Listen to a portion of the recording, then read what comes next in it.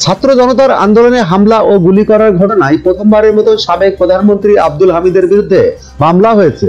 মঙ্গলবার 14 জানুয়ারি বিকেলে কিশোরগঞ্জ থানায় মামলাটি দায়ের করেন সদর উপজেলার উত্তর লতিবাদ এলাকার আবু তাহের ভূঁইয়ার ছেলে তহমুল ইসলাম। তিনি বলেন, আমি বিএনপি কর্মী। আন্দোলনের সময় পুলিশের হামলায় আমি আহত হয়েছিলাম। আমি আহত অবস্থায় দীর্ঘদিন চিকিৎসা নেওয়ার পর এখন কিছুটা সুস্থ হয় থানায় এসে মামলা করলাম। জানা গেছে, গত 5 আগস্ট আওয়ামী লীগের পতনের পর থেকে এখন পর্যন্ত কিশোরগঞ্জ সদর থানায় 11টি মামলা সহ জেলায় প্রায় অর্ধশত মামলা হয়েছে। মঙ্গলবারের এই মামলায় প্রথমবারের মতো আসামি করা হয়েছে সাবেক রাষ্ট্রপতি আব্দুল হামিদ। যদিও এই মামলায় আব্দুল হামিদ 3 নম্বর আসামি।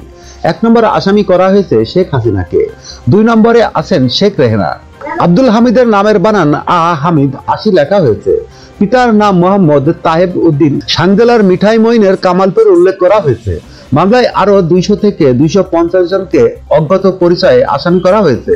মামলার এজাহারে বলা হয়েছে, স্বৈরশাসক শেখ হাসিনার পতনে সংগঠিত ছাত্র জনতার গড়ে ওঠা ঐক্য আন্দোলনকে দমন করতে দেশ বিদেশে অবস্থান করা 1 নম্বর থেকে 20 নম্বর আসামি সারা দেশে গণহত্যার পরিকল্পনা করেন।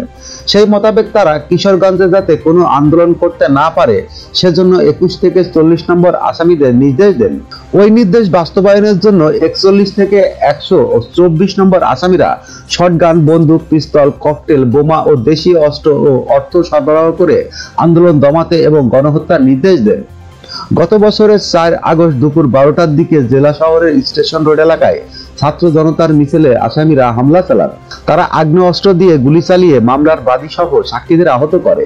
এছাড়া আসামিরা গ্রেনেড, ককটেল ও বোমা নিক্ষেপ করে এলাকার ত্রাস সৃষ্টি করে। মামলাটি তদন্ত করে যথাযথ আইনি ব্যবস্থা নেওয়া হবে বলে জানিয়েছেন কিশোরগঞ্জ সদর মডেল থানার ভারপ্রাপ্ত কর্মকর্তা ওসি আব্দুল্লাহ আল মামুন।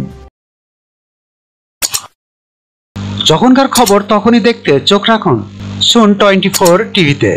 চ্যানেলটি সাবস্ক্রাইব করুন।